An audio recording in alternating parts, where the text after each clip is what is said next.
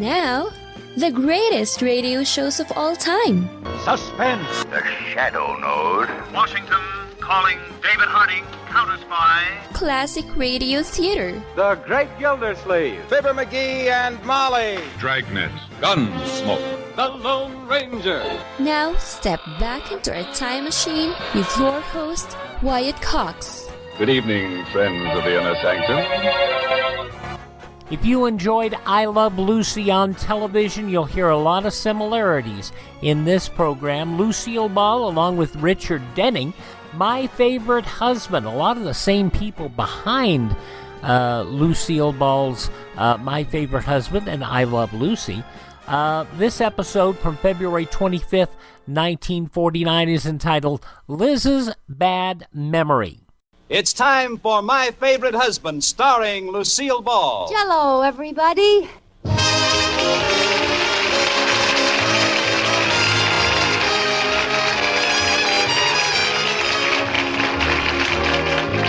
Yes, it's the new Gay Family series starring Lucille Ball with Richard Denning. Brought to you by the Jello family of desserts.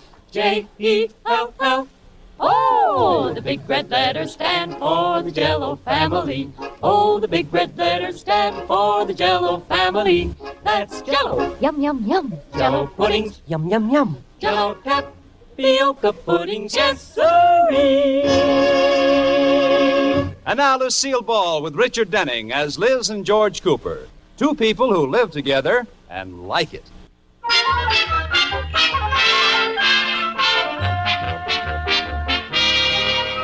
Well, as we look in on the Coopers, it's about 10 o'clock at night, and Liz and George are just coming home. They've put the car in the garage and are walking around the house to the front door. Brother, that makes me sore. The Rickies invite us to spend the evening with them, and after we drive all the way over there, they aren't even home. Well, that's the last time we make any plans with them. Liz, are you sure? Stop right there. I know what you're going to say. Are you sure you had the right night? Yes, George, I'm sure. 8 o'clock Saturday night. Oh. What's the matter? Liz, tonight is Friday night.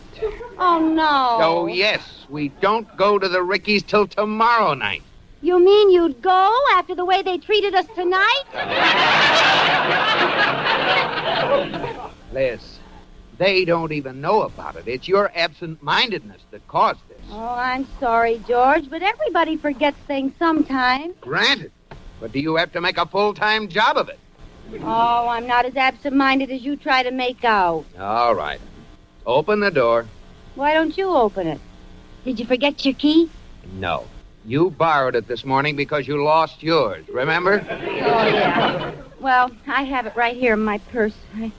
Here, George, hold some of these things while I look for it. My compact and my lipstick and comb and nail file, mirror and handkerchief and chewing gum and fountain pen, safety pin, billfold, library card, lucky dollar, sunglasses. Oh. Oh, it's not here. I'll try the other side of my purse. Never mind, I don't want to be here all night. I'll ring the doorbell.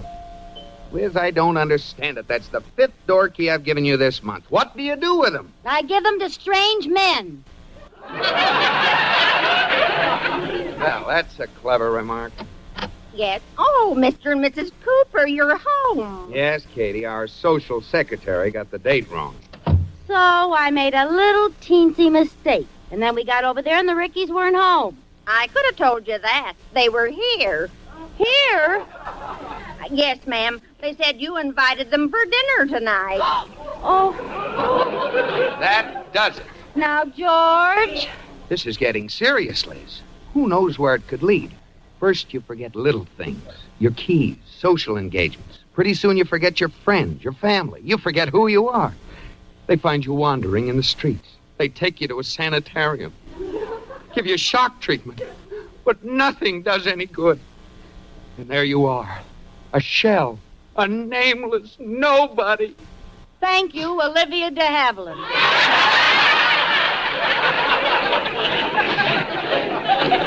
Oh. I don't like to forget things, but what can I do about it? You know, I was just thinking. Joe Ridgely down at the office took a course in memory training, and it did wonders for him. Go to a school? I wouldn't think of such a thing. Why, that's like admitting that you're a... Well, I just wouldn't do it. I'm not that bad. By the way, Mrs. Cooper, what dress did you wear tonight? My blue one. Your blue one? Why, that's still hanging in your room. Huh? Well, it's a good thing they weren't home, so you didn't have to take your coat off. Nah, you don't think I forgot to put on my... Wait a minute. Turn the other way while I peek under my coat. Yipe! What's the name of that school, George?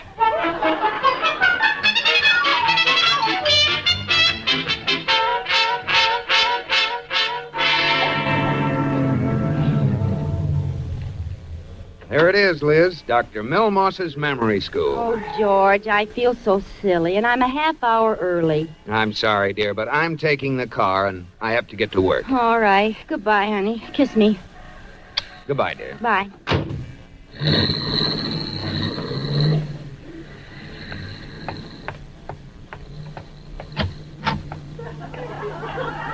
Good morning, Dr. Milmoss. That's right. I'm Mrs. Cooper. Ooh, you're going to be a fine pupil. You can remember your name.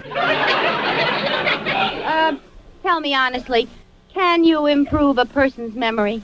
Depends on how many buttons you got left. Now, let me test you and see what condition your mind's in, huh? How old are you? 25. Yeah. What year were you born in? I'm 25. So you've forgotten which year you were born in, huh? No, I've forgotten which year makes me come out 25. Well, never mind. We're going to try something else now. Try and remember everything that happened since you woke up this morning. All right.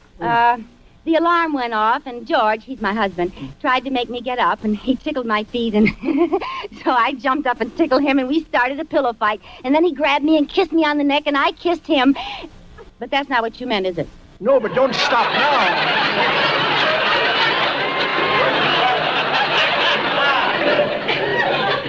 Well, I had breakfast, read the paper, and came down here. Don't worry. My system will fix you so you'll never forget a thing again. You see, the secret is confidence. Don't be afraid. Think big. Oh, don't worry. I'll be the biggest thinker you ever had.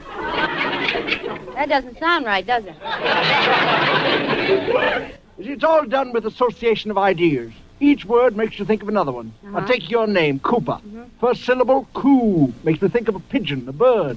The second syllable's purr. That's what cats do. So I think of a kitten. Oh, that's pretty clever. Bird and a kitten. That's right. Now, I can never forget that your name is Birdie Katz. Well,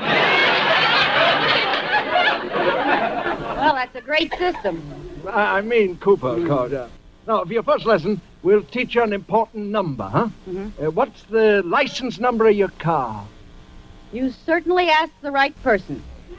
You've forgotten it? No, I never knew it in the first place. Oh, wait a minute. It's written on my driver's license. Let's see. Oh, here it is.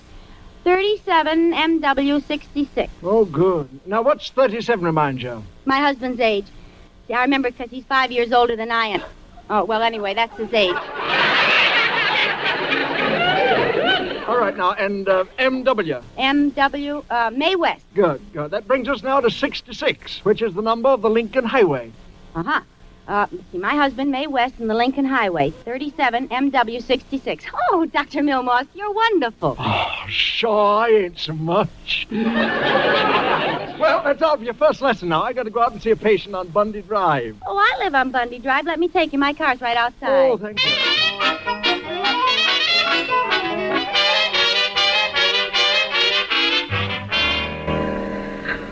Well, we've been looking for your car for 10 minutes, Miss Cooper.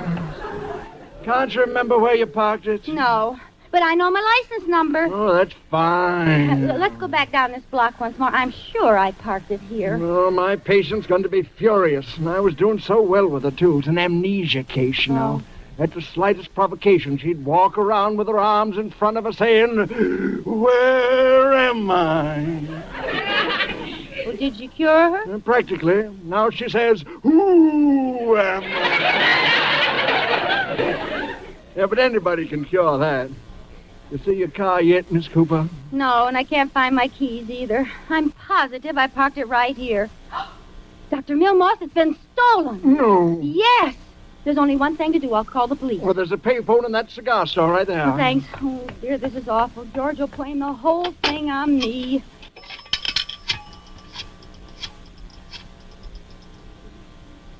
Police headquarters, Sergeant Nelson speaking. Hello, this is Mrs. George Cooper. I'd like to report a stolen car. Okay, describe the car, please. Well, it's a new Nash. It's a beautiful shade of green. See, my husband bought it because it goes so well with my red hair. I said... Well, send your head in and we'll hold it up against all our green cars. If they clash, it's not yours. I don't like your attitude. Yeah, would you care to give me just a teensy-weensy bit more description to go on? Well, it has 4 wheels and an engine and 4 doors. Oh, we'll find that right away. It's so unusual. Well, what do you want to know? Something important. Does the cigarette lighter work? Yes, but you have to hold it and push it to the right. Never mind. Dear Mrs. Cooper, I'm going to hate myself for this. But do you by any chance know your license number? I certainly do. I memorized it just today. All right, what is your license number? My husband is on the Lincoln Highway, and why don't you come up and see me sometime?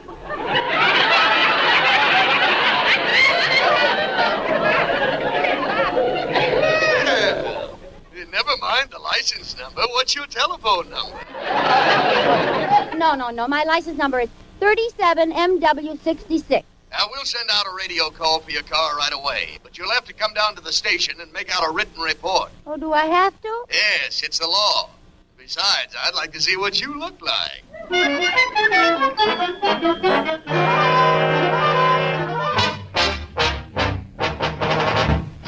Okay, come on, you. Here he is, Sarge. I caught him red-handed driving down Main Street in a stolen Cooper car. Nice work, Joe. You guys never learn, do you? You can't get away with a hot car in this town. What hot car? I own that car. I'm George Cooper. You got that name off the registration card. What is this, anyway? Look. Here, look in my wallet. That ought to prove who I am. Yeah, let's see. Uh-huh. How do you like that, Joe? He stole Cooper's wallet, too. Oh. Look, all you have to do is call the Second National Bank. I'm vice president. Oh, of course you are. And I'm President Truman. And this is Margaret. Oh, George.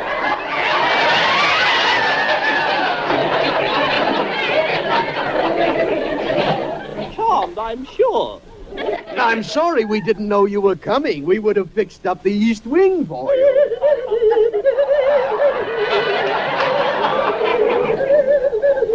Now, just a minute. I'm going to call my lawyer and sue you for false arrest. Are you now? Lock him up, Maggie. Okay, Pop. Come on, you.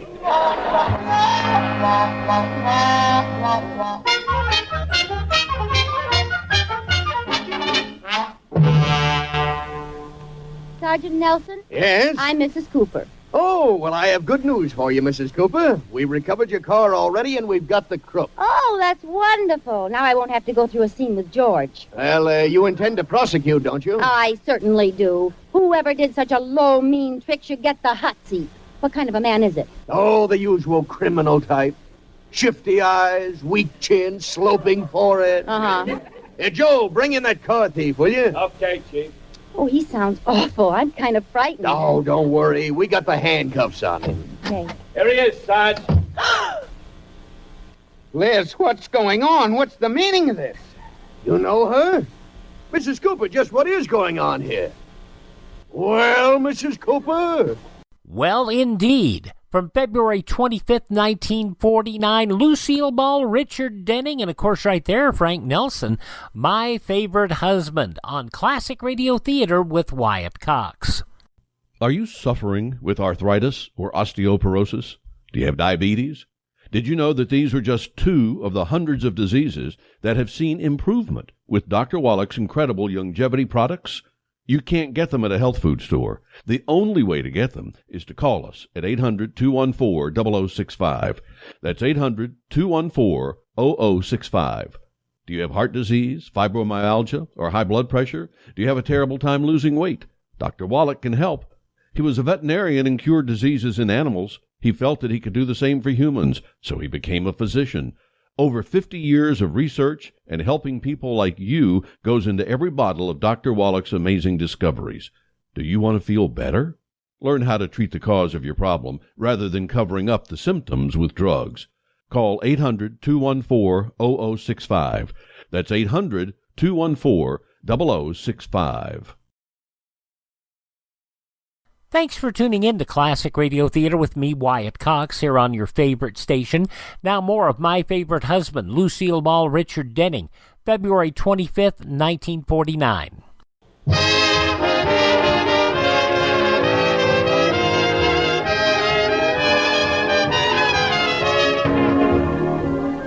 Liz has had George arrested as a car thief by mistake, and to cover up her embarrassment has feigned amnesia. Well, George has convinced the police who he is, but they're having trouble trying to snap Liz out of it. Where am I? Liz, darling, don't you recognize your own husband? Are you speaking to me, mister? Mister? Oh, Liz, look at me. That's it. Now I want to ask you a question. Who am I? Don't you know who you are either? Certainly I know who I am. Then what are you asking me for? Oh, yeah, let me try to snap her out of it. I know all about this mental stuff. I read the medical page of Time magazine.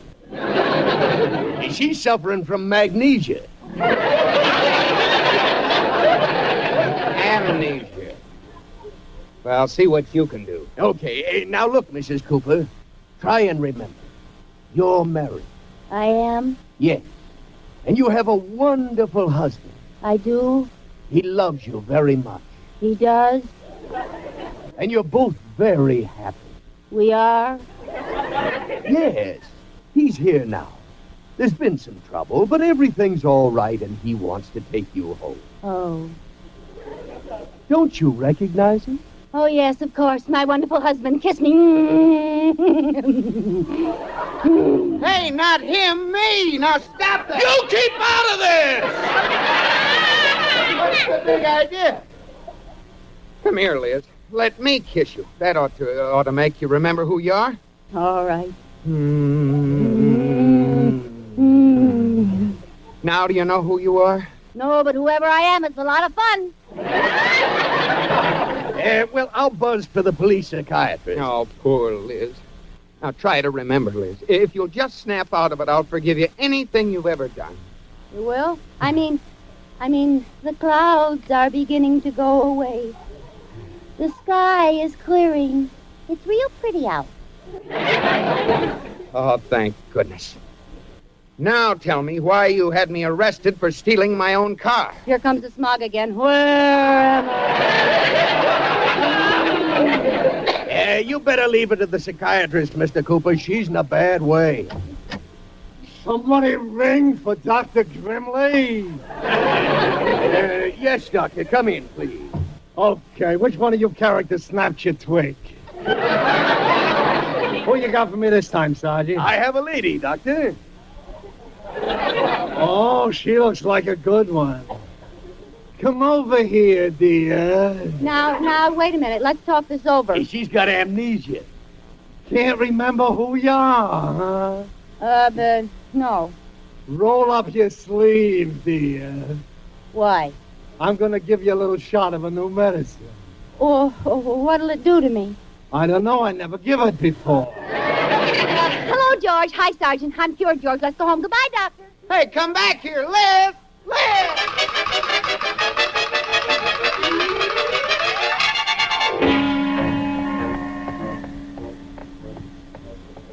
Don't walk so fast, George.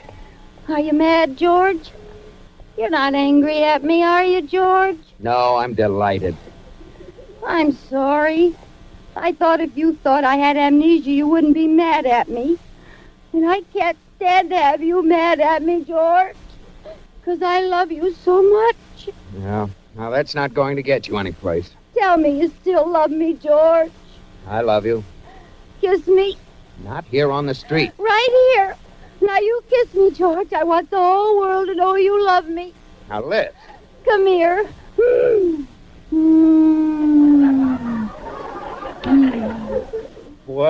am I?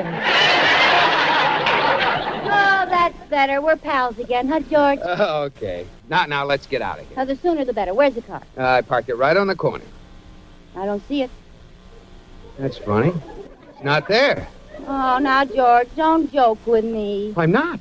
I remember distinctly. The cop followed me here, and I parked it right on this corner and went into the station. George, does that mean... No, it's got to be here someplace.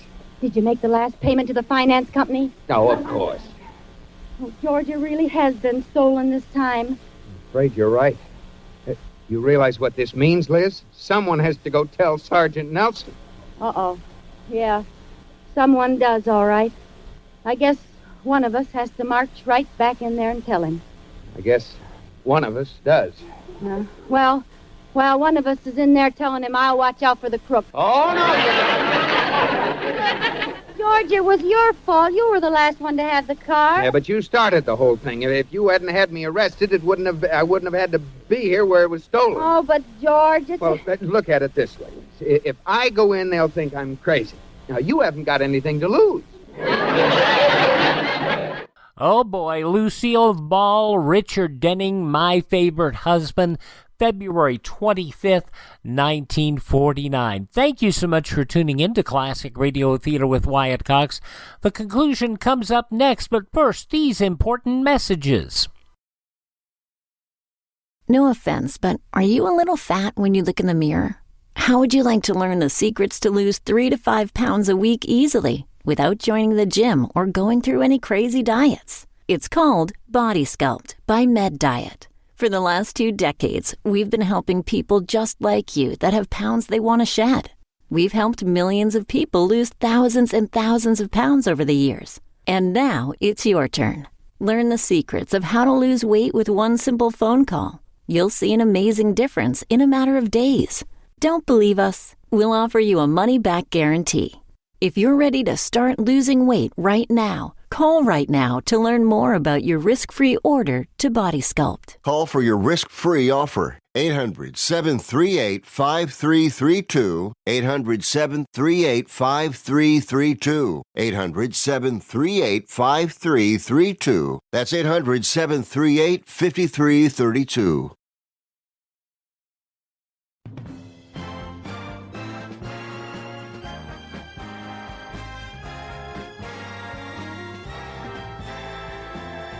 Thanks for tuning in to Classic Radio Theater with your favorite station. Please thank this radio station.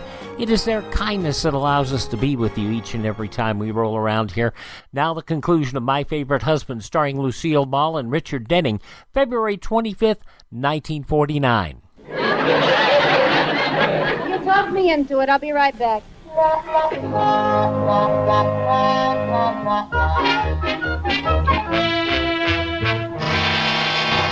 Hey, Joe! Yes, Sarge? I've been thinking about that couple who call themselves Cooper. You remember a circular on a couple of car thieves called Red Top Rosie and her accomplice Willie the Weasel? Yeah. They used to report a car stolen. When the police picked it up, they'd claim it with false credentials. You think it was them? Well, it could be. Look them up in the files, will you? Okay, Chief. Pardon me, Sergeant. I want to report a stolen car. Yes, madam. What was the... It's you again. Yes, hello. It's okay, Chief. I got it covered. Good work. Put down that gun. What is this? The jig is up, Rosie. Rosie who? Don't try to deny it. You're Red Top Rosie. And the guy you're working with is Willie the Weasel. Oh, that's ridiculous. You've got the wrong people. Then who are you? You really want to know? Yeah. He's Cooper the Snooper, and I'm Lizzie the Louse. You're pretty smart, aren't you? Wait a minute. What do you want, Doc? Turn her over to me, will you, Sarge? Uh-oh. Snake Pit is back again.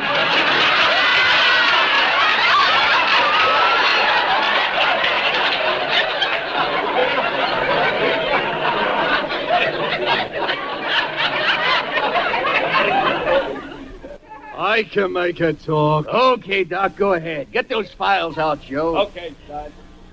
Come here, Miss Cooper. You stay away from me with that needle. Go and knit something. No, I'm not going to use no needle. I'm going to hypnotize you. Now just relax. Oh, this is ridiculous. Relax. You are under my power.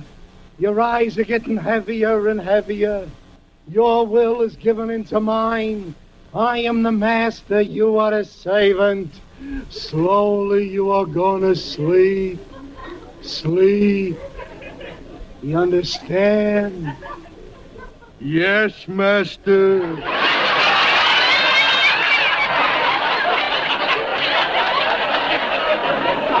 Oh, what happened to him? The weakest mind went first. Come on, snap out of it, Sarge. Here, grab her, it's Red Cup Rosie. No, it's all right, Sarge. I warned you the last time you watched me hypnotize. Did I do it again? Yeah. But you didn't make me do anything silly, did you? Yes, he did, Sergeant. You did a wonderful striptease. Oh, Now, of course you didn't, Sarge. All right. I'll try another tack on you, sister. Weight association. That'll tell me everything I want to know about you. Must we go through more of this? Yes, we must. You're in a bad spot, understand? Relax, you are under my power. Your eyes are getting heavier and heavier. Yes, master. Now cut that out, will you? Do what he said. Now, it's very simple, Miss Cooper. Whatever word I say, you say the first thing that comes into your mind. If I say cheese, you say cracker. Follow? I say crackers. Fine. Now, don't think. Answer as fast as you can. Cheese. Crackers. Animal. Crackers. Nut. Crackers. Auto. Crackers. No. Crackers. Stop. Crackers. Please. Crackers. Shut up. Crackers. Well, what'd you learn from that, Doc? Miss Cooper, you are not supposed to repeat the same way. You change it each time, and I tell from your answer what you're really thinking. Oh, well, all right, go ahead. Okay. Cheese. Crackers. Dog. Cat. Auto. George. Police. Robert. Robert. Police. George. Auto. Cat. Dog. Crackers. Cheese. Well, this is where I came in. So long, kid.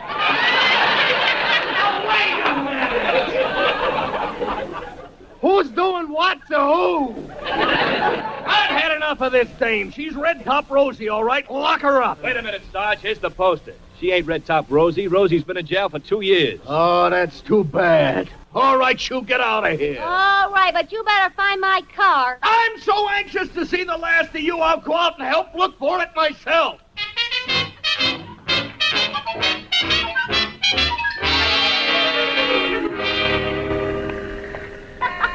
And then the other policeman came in with a poster and they let me go.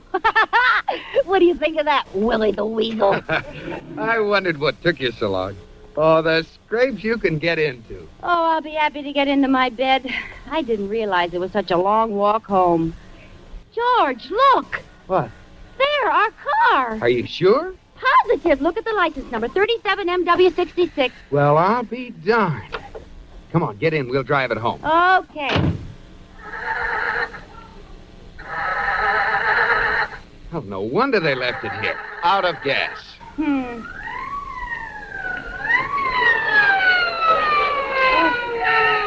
George, it's the police. Okay, you. Where do you think you're going with that stolen...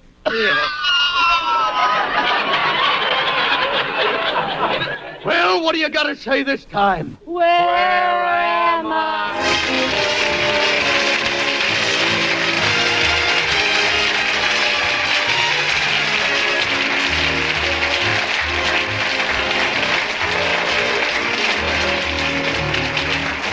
You have been listening to My Favorite Husband, starring Lucille Ball with Richard Denning, and based on characters created by Isabel Scott Rorick.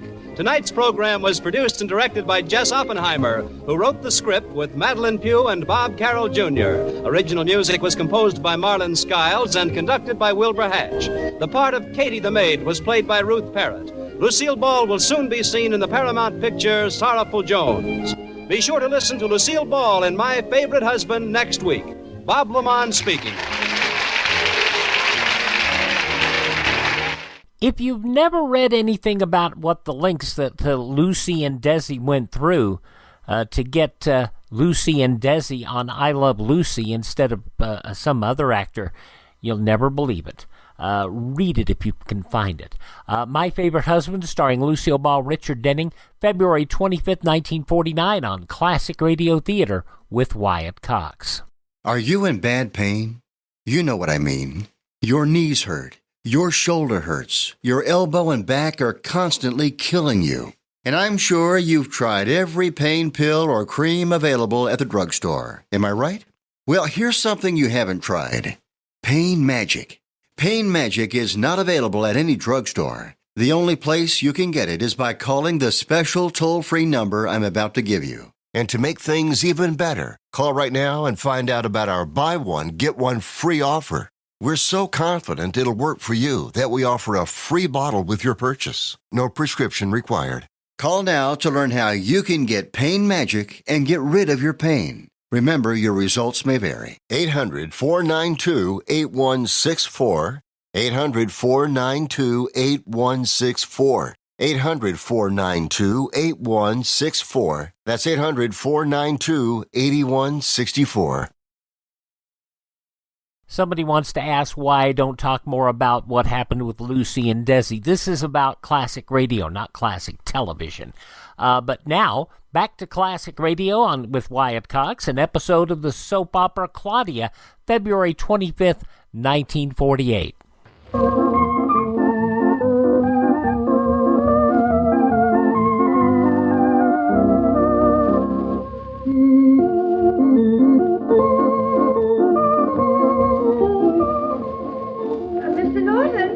Mr. Norton, may I speak to you for just a moment? Just a little moment. Certainly. I guess, Mrs. Meeker. Claudia, this is our cue to leave your beloved husband in the lurch. Mr. Norton. You can't do that to me. You're my partner. I'm not. Our partnership has nothing to do with it. Mrs. Meeker is the chairman of the presentation committee, and she is nobody's partner. Mr. Norton, I'll be with you in just a tiny little moment, just as soon as I finish with Mrs. Jones. She distinctly did not say Mrs. Norton. She said Mr. Norton. She did not say Norton and Killian. She just said Norton. That doesn't make any difference. We designed the Redbird Town Hall together. You're breaking my heart. Come on, Claudia. We can't stay at this opening ceremony all day. We were both awarded the key to the city of Redbird. It isn't even a city. It's a township. Township, city, that doesn't matter, but you're a traitor, and that does. You can talk to Mrs. Meeker, too. Isn't he awfully abusive this morning for an architect? Particularly an architect who has just been awarded a scroll. You were awarded a scroll, too, and now you're unwilling to pay for it. I haven't been asked to pay for it by anyone who counts. Got to take Bluff back to New York, Roger. He can't wait for Mrs. Meeker to talk to David. Bluff can wait. You can take the train, David. We'll meet you. If you two walk off and leave me here with this... Oh, there you are, Mr. Norton. Won't you come over here? I'm afraid to leave my registration book. Certainly, Mrs. Meeker. I'll be glad to. If you leave me now... Oh, Mr. Norton, it must be so exciting to be an architect. Don't you have the most thrilling experiences? Well, I never exactly think of them as thrilling, Mrs. Meeker, but sometimes they are very satisfying. Satisfying? Oh, what a beautiful way of putting it, Mr. Norton. We here in Redbury are so thrilled with our new town hall that we can't help thinking how very, very thrilling it must be for you. Oh. He just laps this up your husband, doesn't he? I'll have to take out all his hats and have them stretched. I don't see why we should wait any longer. He isn't going to let that woman stop praising him. Roger and that poor dog sitting out in the car starving to death. But he'd feel so much better if he knew that his master had just been given the keys to Redbury. And, Mr. Norton, the excitement of seeing it all take shape under your hands, it must make you feel just like Michelangelo. Well, not all of the time, Mrs. Meeker. The minute Mayor Collins announced that we were going to have this official opening, I said, we've got to give Mr. Norton the keys to the city and a special scroll with flowers. It was very generous of you, Mrs. Meeker. Generous? It was nothing to the way we felt. And you know, Mr. Norton, you're really very young to be such a marvelous architect. Well, Roger, I really don't see how David can expect us to stay here when he's having such a wonderful time and nobody's even talking to us. Look at that smile on his face. I haven't seen him so happy since the day we lost 2 important commissions. David's only vice, Rogers, and he just hates people to praise him and fuss over him and baby him. He'll grow up. Mr. Norton, I can't see why you should be in such a hurry to go back to New York. Well, Mrs. Meeker, I mean, we have a number of other things we have to do, building skyscrapers and things like that. Oh, I wish you could stay this afternoon anyway. We could have lunch at my house. I have the sweetest little guest house, and I would like you to give an opinion on it. Well, that's very good of you, Mrs. Meeker, but you see, I do have to get back to New York, and when you say lunch, you see, I have... Of course, it isn't a guest house yet. It's only a chicken coop. But I know you'd have the most original ideas for changing it over. I'm afraid that's a little out of my line, Mrs. Meeker. You see, my partner and I specialize in industrial architecture. Industrial architecture? Oh, how romantic. At least you will come to lunch and tell me all about it, won't you? By the way, Mrs. Meeker, have you met my partner, Mr. Killian? He's here, you know, and I think you'll find he has a lot more to say than I have. No, I haven't met your partner. But surely, Mr. Norton, you don't need each other just to eat lunch. Well, I think this would be a very good time, Mrs. Meeker, for you to meet Mr. Killian. You'd find him a man of wide experience. You're much younger than he, aren't you? Oh, he's a brilliant conversationalist, and he's standing right over here. Where is he? Where did they go? What did you say? I said he's gone. He's disappeared. They can't do this to me. Well, after all, Mr. Norton, he has a perfect right to go. Oh, this works out perfectly. Now you can come to my house for lunch. No, I'm afraid I can't. I have to find Mr. Killian. But I've been expecting you. After all, you don't need him just to have lunch. Oh, I'm sorry, I do. I must find him this minute, and my wife, too. Your wife? Oh. They have the keys to my car. Oh, I have a car, Mr. Norton.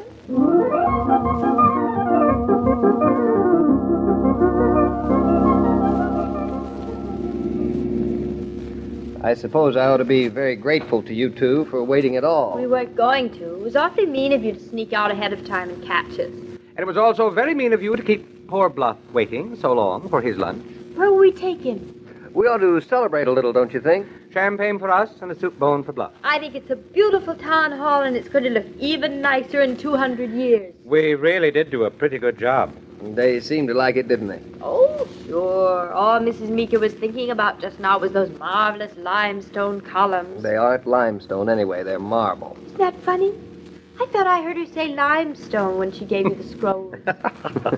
I think she did at that. But isn't it nice to know that even these slight inaccuracies don't prevent the audience from liking our work? If they didn't like it, they ought to be shot. Aren't we a little bloodthirsty? I would have thought that you'd be satisfied just scratching their eyes out. We've got to feed Bluff. Where can we take him? Anywhere. Name the place. Anywhere we can go, Bluff can go too. We've got a scroll that says we're honorary citizens of Redbury. Hey, you see that inn? That beautiful place there on the right? That's the Stone Fort Inn. Has the best onion soup in Nutmeg County. Let's drive in. Bluff has never had onion soup. Well, here is where he tries it. Maybe we'd better leave him in the car until we find out if they'll take dogs, even with the keys to Redbury. Honestly, Roger, nobody could say no to Bluff. Such a nice dog. But if you insist he stays in the car, I'm staying with him. And if you stay in the car, I'm staying with you. Well, I guess I'm selected to show our credentials to the head waiter. Don't let Bluff eat off a leg. We'll have him fed in a minute. You're right. Who could refuse that dog? It's really wonderful to travel around with a famous pair of architects. You're almost as good as a lockpicker. You can get us in anywhere. Well, that's so sweet. I'm driven to thanking you. Does that scroll give you the right to kiss me before lunch? Don't know. I really haven't read it all through. Maybe it wasn't so silly to wait in the car. That kiss was nice. I wonder what's holding up Roger.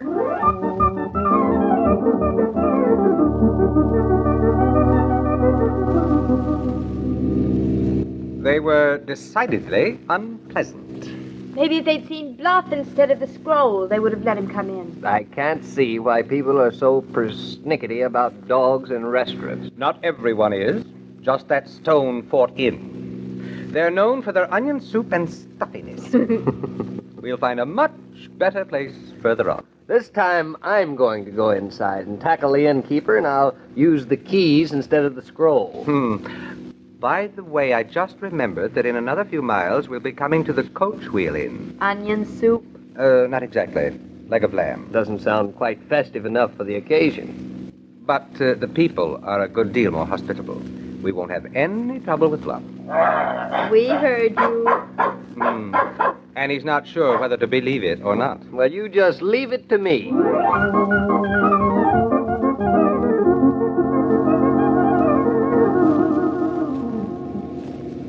So that was the Coach Wheel Inn. Their manners were more like a steamroller. I thought surely they'd allow us to bring in a dog. Especially today. So you two men aren't half as important as we three thought you were. Oh, we're important, all right. It's just that nobody agrees with us. I'm ashamed this happened in front of Bluff. He's going to be terribly disillusioned. Claudia, Great Danes thrive on disillusionment. They're big enough so they can stand a lot of it. The trouble is, your dog is too big, at least too big for an inn. We ought to have a miniature Dane that you could carry in your sleeve. If we don't feed him, he'll become a miniature. This is desperate. What are you going to do? He's hungry, and so am I. I know what we're not going to do. We're not going to bring him to another celebration at Redbury.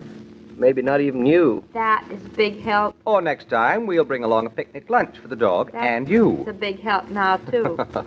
Isn't there another inn along here someplace? Yes, I know the place. It's only about half a mile more to the River Mill Inn. Leg of lamb? Caviar. Ooh. I'm afraid our scrolls won't be much help there either. I'm afraid you're right. All I can say is if somebody'd given Bluff a scroll, he'd do a lot better for us than we have for him. Yep. There's the River Mill Inn. Hey, David, aren't you going to stop? Not even. Did you see that doorman? What's the next place? I see one. Where?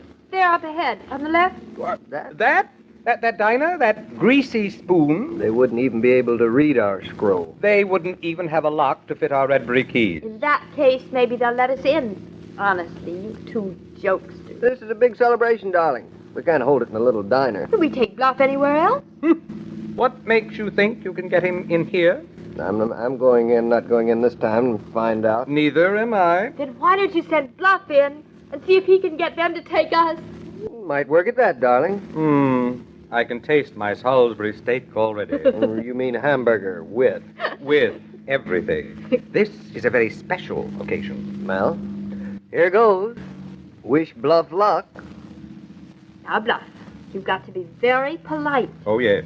Show them you know how to curl your little finger under. And don't forget to tell them that I'm starving. Well, it's now or never. Go on, open the door, Roger. I just can't wait to see one poor little dog do what two big architects couldn't. Bluff. Hey, Bluff. Don't you forget the rest of us. I wish we'd thought of this at the Stone Fort. The food there is really much better. Not so fast, Roger. We still haven't got in here yet. We're going to. Listen! You see? They've given Bluff the keys to the diner.